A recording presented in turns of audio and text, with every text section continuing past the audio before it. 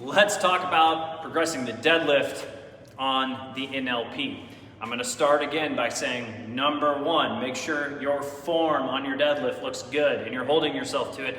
Number two, make sure that you are consistent in your training, and keep in mind we are progressing all of the lifts independently from each other. They're all on their own linear progression training advancement journey up front. Okay? So on the deadlift, you on day one would work up to a set of 5 with good form. That's doable and not too challenging. Now in the initial stages, you're going to deadlift every single session 3 times a week for a few weeks, couple weeks.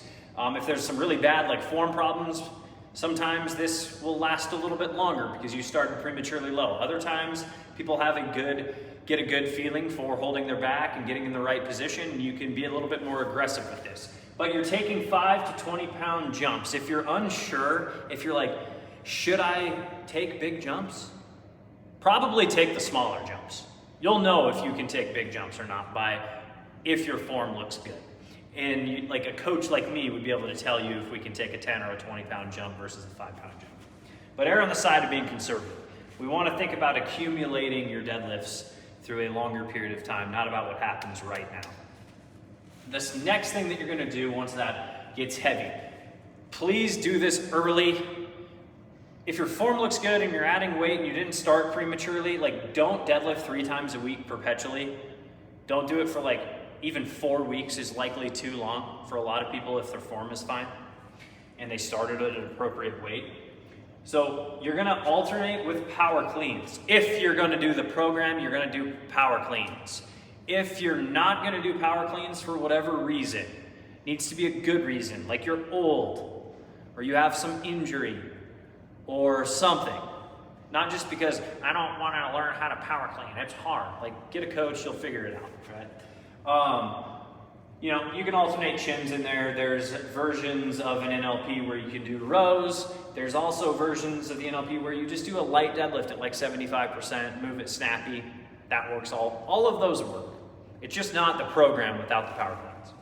Okay? And you alternate those. And the primary function of adding that light pulling day with the power clean is to allow you to recover between your deadlift sessions and at the same time express your power. That is strength that you've been building with your deadlifts and squats. That's your strength expressed quickly. So it's just a skill that you can learn.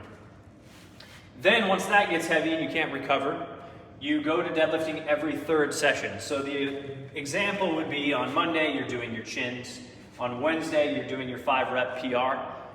And then on Friday, you're doing your power cleans or your light pulls.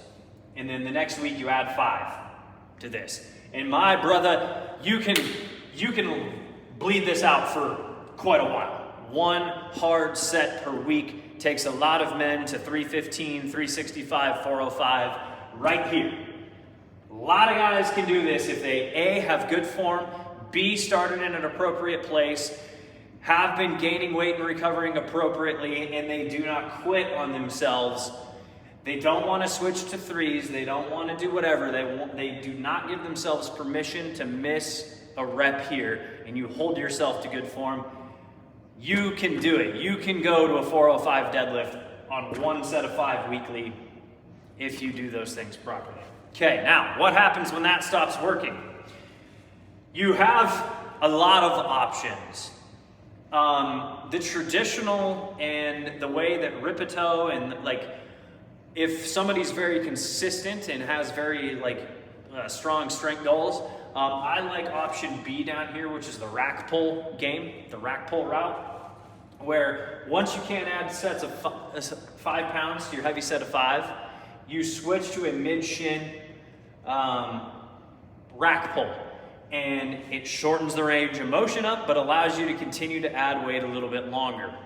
So say you ended here at 405, instead of starting to bleed it out or do any rep cycling, you just go to a mid-shin rack pull and keep pulling heavy shit, adding 5 pounds per week, okay? And then you can get into alternating your rack pull, which is the top portion of the deadlift, 1 week, and then you do a halting deadlift, which is from the floor to just above the knee, And that kind of combines over the course of 2 weeks, heavy pulls. You're lifting something heavy each time, but you're not completing the range of motion, so the stress isn't as high, and that allows you to keep adding weight to both of them over time. And then at some point that runs out, and you can switch back to the normal deadlift off the floor and likely start setting PRs with it again. Now there's another route that you can go. You can bleed it out. Once you legitimately cannot do the set of 5, you can start cycling down. Do some 3s, do some 2s, do some 1s. I will often do this with clients because it'll be a stage where they've gone through this process and you bleed it out and you're hitting lifetime PRs. A lot of 405 deadlifts happen here on a 1 or a triple or whatever, okay? And then you can get into weekly rep cycling where maybe 1 week you're doing a couple heavy sets of 5, and then you're doing a few sets of 3, and then you're doing like a heavy double or a triple, kind of week to week to week, and you can cycle that out for quite a while too. I've even had success, this is beyond like the NLP, but I've had success alternating rack pull, halting, normal deadlift. So it's a 3-week cycle. Rack pull, halting, normal deadlift. Rack pull, halting, normal deadlift in your pulling slot. But essentially, what happens after that is you need to get 5 to 10 hard reps on your deadlift after the NLP perpetually, and look to add weight to it over time, and that's how you progress your deadlift long term, okay? So again, it goes from very, very general structure to kind of you have to choose which route you want to go. All of them are right. Some of them have more advantage to others. Like absolute weight lifted, you're probably going to have more success with this, but keeping your deadlifts off the floor and progressing them, you're going to look into bleeding it out, rep cycling weekly. There's just different ways to attack it, and none of them are wrong. But the important fucking thing is getting this right. Because a lot of guys quit this process prematurely, thinking, oh, this is getting heavy. There's no way I'm going to do it next week. I'm going to do 3s. Or, oh, you know what? I missed a rep, so I'm going to pull back and go to X weight and try to work it back up. And then they get in that cycle of constantly pulling back and then trying to ramp back up and then running into the same problem when they could have just gone one of these 2 options, right? So make sure you bleed this, milk it out as long as you can, and then move on to it, because there's a lot of progress to be had there. So I want to leave you with that, okay? Chat next time.